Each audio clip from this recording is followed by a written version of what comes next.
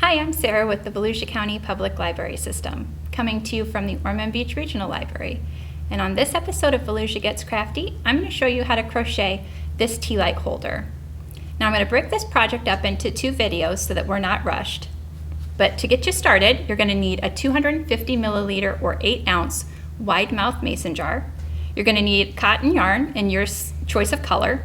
And then we're going to use a smaller crochet hook than we're used to using in my videos, a 3.75 millimeter that helps it fit the mason jar better. You can look in the description box below if you want to see where to get a free copy of the pattern so you can follow along with me. And as always, I would like to encourage you to swing by one of our branches to check out our selection of crochet books, or you can visit us online at volusialibrary.org. So whenever you're ready, why don't you grab a hook and some yarn, and let's go get started.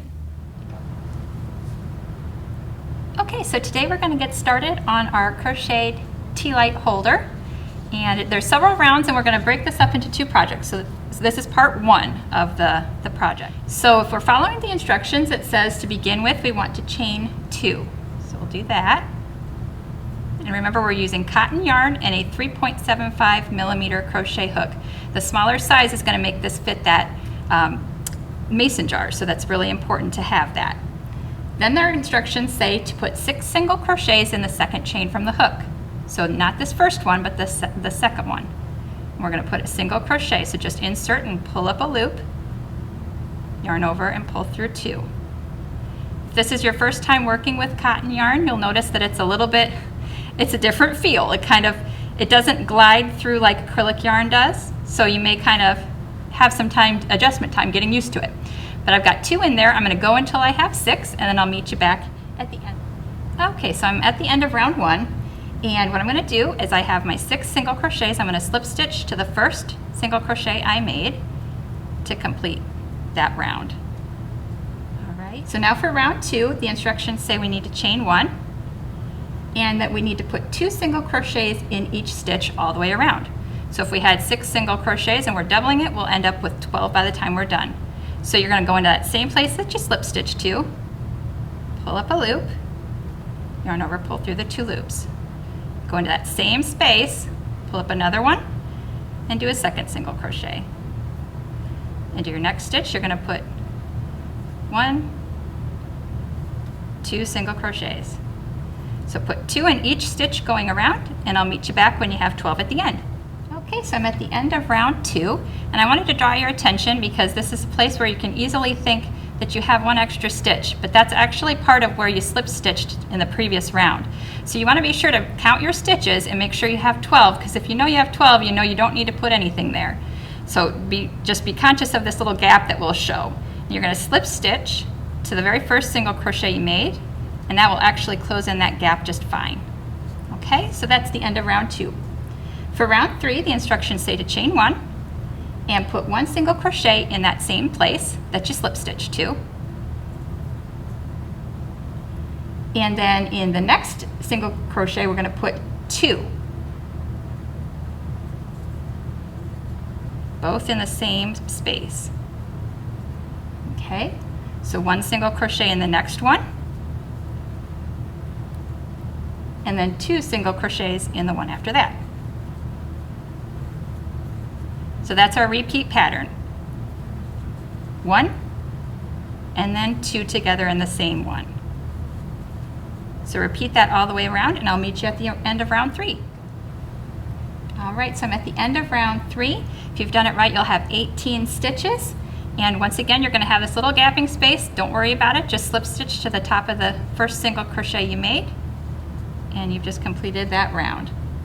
So round 4, we're going to chain up 1, and we're going to put 1 single crochet in each of the next 2 spaces. So in the same place that you slip stitch to, put a single crochet, and then put a single crochet in the next one.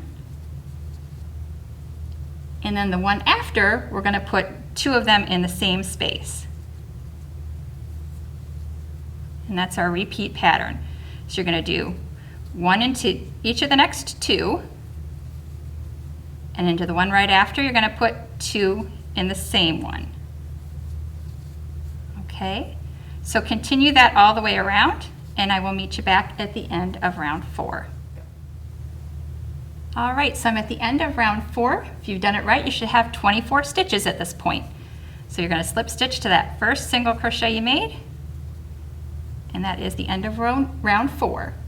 So round 5, we're going to chain 1, and we're going to put 1 single crochet in the same place that you slip stitched to, and then in each of the next 2 stitches. So there's 3 single crochets, right? In the next one, you're going to put 2 together in that same space. All right, so that's our repeat pattern this round. You're going to put 3 in each of the next, you're going to put 1 in each of the next 3 single crochets, and then you're going to put 2 single crochets in the following one. So 1 in each of the next 3, and then 2 in the one after that. And then I will meet you at the end of round 5. You should have 30 stitches by the time you're done. I'll meet you then. Okay, so I'm at the end of round 5. I've got 30 single crochets going all the way around. I'm going to slip stitch to the very first single crochet that I made, and that completes that round. So for round 6, we're going to chain up 1, and this is an easy one. You don't have to be keeping track of how many stitches go in which one, because we're just going to go into the back loops of each stitch and put a single crochet. So you'll have, once again, 30 single crochets. So if you can get into the back loop of the place you slip stitched to, and then do a single crochet, and the back loop. So remember, you've got a front loop that's the one that's closer to you, and then there's one that's further away, and that's your back loop. So you just want to go under that one. In the back loop, put a single crochet. So do that into each back loop of each single crochet all the way around, and that will complete the 6th round of this project. I'll meet you in just a second. Okay, so I'm at the end of round 6. I'm going to slip stitch to the first single crochet I made. I can go under both loops to do this slip stitch, guys, and pull through. So we went into the back loops because then we have the front loops that kind of give that ridge that's going to be the bottom of our jar. See, like that? So it's going to help it turn and work up the body now. So that's why we went into the back loops. All right, so it's kind of going to go that way. So if you want, now would be a good time if you want to sew in this end, because as it gets longer, you can flip it inside out, but it's just easy to get it right now. Or you can just cut it really short because it's going to be inside your mason jar. Okay, so for the body of the pattern, we're going to start round 1 of the body. So what we have to do is chain up 4. Now a chain 3, remember, counts as a double crochet, and the extra chain on top is going to be counting as a chain 1. So what we're going to do next is yarn over. So the place that you slip stitch to, that technically has a double crochet in it. You want to skip the next stitch and put a double crochet in the one right after. And you go under both loops with this now. We're done with the back loops. Okay, and then we're going to chain 1. So we're going to yarn over, skip the next stitch, and into the next one, put a double crochet. And then chain 1. So that's your repeat pattern for this round. Yarn over, skip the next stitch, double crochet in the next,